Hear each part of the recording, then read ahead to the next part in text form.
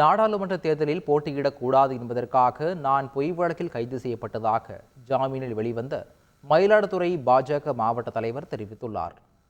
மயிலாடுதுறை தர்மபுரம் ஆதீனம் குறித்து ஆபாச வீடியோ உள்ளதாக கூறி பணம் கேட்டு மிரட்டியதாக பாஜக நிர்வாகிகள் உள்ளிட்ட 9 பேர் மீது ஆதீனத்தின் சகோதரர் கடந்த பிப்ரவரி மாதம் காவல் நிலையத்தில் புகார் அளித்தார்.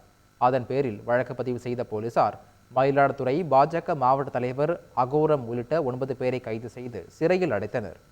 இன்று ஜாமீனில் வெளியே வந்த அகோரம் செய்தியாளர்களிடம் பேசுகையில், நான் தேர்தலில் நிற்கக்கூடாது என்பதற்காக என் மீது வீண் பழி சுமத்தப்பட்டதாகவும் நான் தவறாக பேசிய ஆதாரம் இருந்தால் காவல்துறை வெளியிடலாம் எனவும் அவர் தெரிவித்துள்ளார்.